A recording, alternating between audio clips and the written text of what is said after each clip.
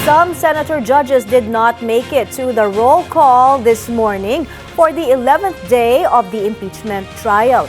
May live report si Dexter Ganibe mula sa Senado. Dexter, ilan lang ang umabot sa roll call kanina umaga? May 16 lang na mga senator judges ang tumugon sa isinagawang roll call sa pagsisimula ng Day 11 ng impeachment trial kanina.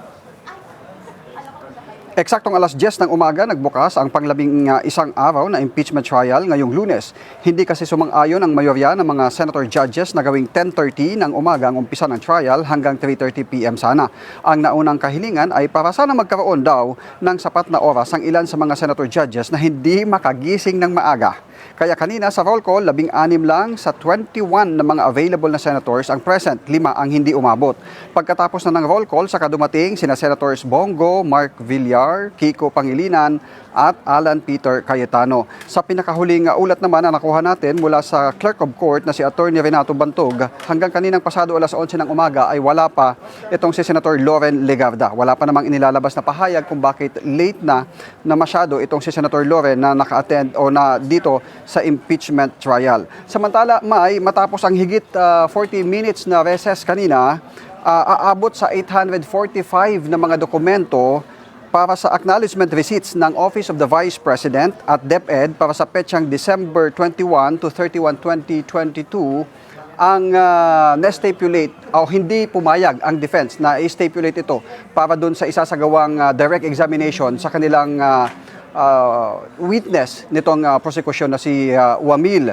Paliwanag ni Attorney Michael Poa ng defense panel, kahit ito ay mga dokumento o exhibits na meron silang tinatawag na common, kahit yung 845 ay mga common exhibits o mga documentary evidence ng defense at prosecution, hiwalay itong pinamarkahan ng depensa dahil umano may ilang issue sa nasabing mga acknowledgement receipts na siyang tatalakayin naman ng mga testigo ng defense sa oras na kapag sila naman ang magpepresenta ng kanilang mga testigo at mga ebidensya. Sa umagang ito, hindi nagpa-unlock ng anumang interview ang defense panel. At inaasahan naman natin, pagkatapos ng paglilitis mamayang hapon, ay magbibigay ng kanilang updates ang defense panel. May? Pero tama ba, Dexter, ang may magkocross ang depensa dito sa mga COA officials na ipipresenta this week ng prosecution? Ano? Hindi katulad nung last week doon sa land bank officials, di ba? Hindi sila nag-cross-examine. Kanina sa pagsisimula ng direct examination, nag-manifest sa open court itong si Attorney Michael Wesley Poa ng defense panel na magsasagawa siya ng cross-examination. Pero magdidepende pa rin yan dun sa magiging testigo nitong si Wamil kung meron nga bang kailangang i-cross ang depensa o kung wala naman ay hahayaan na lang din nila. Okay, maraming salamat, Dexter Ganibe live mula sa Senado.